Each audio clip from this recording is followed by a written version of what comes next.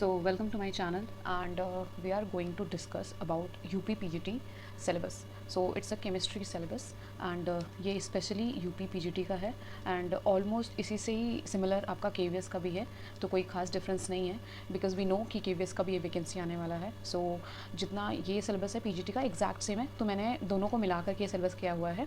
तो अगर आप इसको पूरा कंप्लीट कर रहे हो तो आपका दोनों ये कवर अप हो रहा है exam. Okay, so as we know कि पीजीटी का एग्ज़ाम जून में है, राइट, एंड केवीएस का अगर अकॉर्डिंगली नेक्स्ट मंथ में एप्लीकेशन फॉर्म रिलीज़ होते हैं, सो डेफिनेटली इनके भी एग्ज़ाम जून जुलाई के नियर बाई में ही होंगे. तो हम ऐसा सोच सकते हैं कि अगर एक बार ही इसका प्रिपरेशन कर रहे हैं तो ये दोनों एग्ज़ाम हमारे टारगेट हो जाएंगे. ओके, बट केवीएस में और भी सारे पोर्शन हैं, सो वो चीज़ हमें कहीं और से देखना ही होगा. ऑब्वियसली पेडागॉगी हो गया, English, Hindi and reasoning, current affair, तो वो सारी चीज़ें आपको अलग से देखनी होगी. बट केमिस्ट्री का मेन सिलेबस ये है. सो फर्स्ट फिजिकल केमिस्ट्री, अभी जैसे देख रहे हैं, gaseous, liquid, solid, colloidal state, molecular, thermodynamic, thermochemistry, second law of thermodynamic. Specific इसलिए कह रही हूँ क्योंकि यूजुअली लोग ये इग्नोर मार देते हैं, तो इस वजह से मैंने क्लियर रखा है. एंड फिर सरफेस केमिस्ट्री, फोटोकेमिस्ट्री, ये दोनों में ही आएगी. Catalysis, solution, nuclear chemistry, kinetic, electrochemistry, spectro, equilibrium, phase equilibrium, ionic equilibrium. And inorganic में आपका सिंपली सारा कवर अप है. आयनिक एटॉमिक स्ट्रक्चर, बॉन्डिंग हो गया, S block, P block, D block, F block मतलब lanthanide, actinide, bio inorganic, OMC and coordination.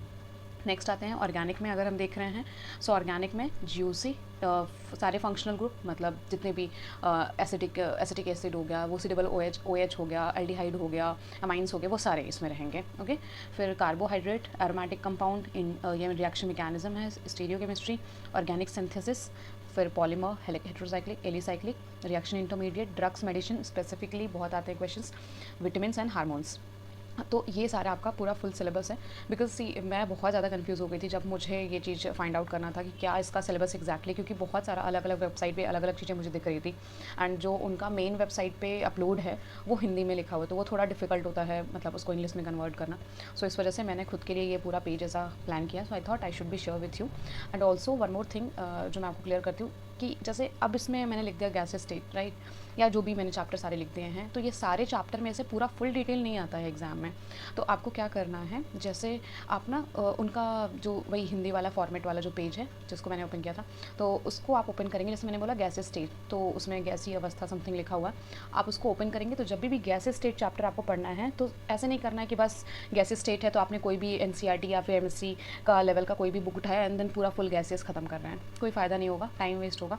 तो आपको क्या करना है कि गैसेस का उठाना है, और वो जो उनका पीडीएफ है मैं यहाँ लिंक में डाल दूँगी, मतलब इसके डिस्क्रिप्शन में, तो आप देख सकते हो. और आपको क्या करना है, जो उसमें एग्जैक्ट लिखा हुआ है, बिकॉज उन्होंने सिलेबस में प्रॉपर पॉइंट्स मेंशन किए हुए हैं कि गैसियस में क्या पूछ रहे हैं. जैसे एक मिस्टेक में से हुई कि मैं सरफेस केमिस्ट्री पढ़ रही थी, तो मैंने सरफेस केमिस्ट्री उठाई एंड देन पूरी एनसीईआरटी कर डाली, जिसमें मुझे 1-2 दिन चला गया, जो कि बहुत टाइम वेस्टिंग था.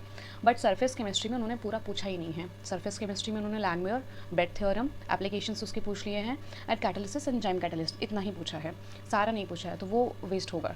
तो ये चीज़ है. एंड बाकी दूसरा ऑप्शन आपके पास यूथ वो जो होगा पब्लिकेशन वाला बुक, वो वहाँ से आप ये देखिए कि हर चैप्टर में पूछ क्या रहा है क्वेश्चन, उससे आपको आइडिया लगेगा. पूरा एरिया नहीं कवर अप करना है बिकॉज सिलेबस ज़्यादा ही दिख रहा है अपने को. अगर एक एक करने बैठेंगे एनसीईआरटी एंड अलग अलग बुक से तो बहुत टाइम चला जाएगा. तो that's why I am telling you what I feel कि हाँ ये बहुत सटीक होगा कि आप सिलेबस निकालो, जो भी चैप्टर आपको पढ़ना है वो चैप्टर लो, वो चैप्टर को उस पीडीएफ में से सर्च करो क्या क्या पॉइंट्स दिया है.